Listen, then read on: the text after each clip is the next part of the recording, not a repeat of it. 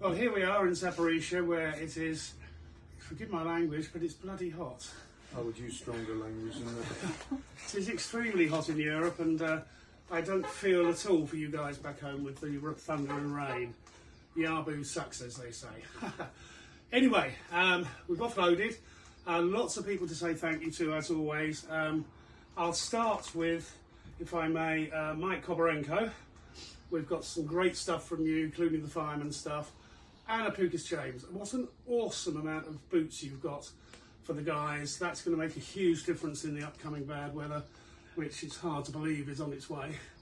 To Dee Johnson in Uckfield, thank you ever so much, and to your friend Michael for the two wonderful mountaineering quality tents that will be winging their way to a frontline location soon.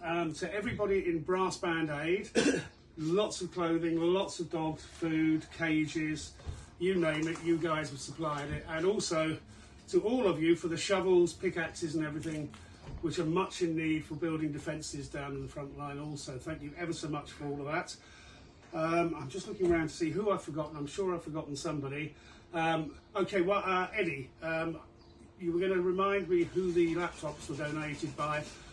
I've forgotten, it's my apologies. I've had a long couple of days, so huge thanks please pass on to them for those. They will be going to the Educational Foundation at some point during the course of the next week or two. I think that just about covers everything. It's a nice mix of stuff that's going to benefit both civilian and military on this trip. So thank you everybody, and continue please to support us with more aid. This is the 28th run we've done. If you want us to do a 29th one, we're going to need a little bit of extra help as well, because we have no funding for one at the moment in August. So please visit our page, ukrainefundraiser.co.uk, for ways to donate.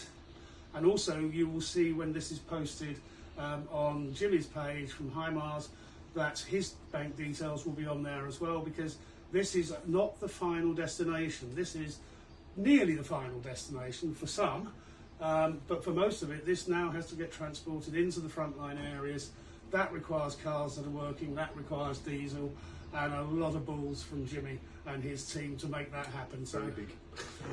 so please also continue to support him as well, because we're part of a chain, and it starts with you and it ends with the end user somewhere in the front line in Zaporizhia. Thanks everybody. Slava Ukraini. Oh, Hello, sorry. Slava.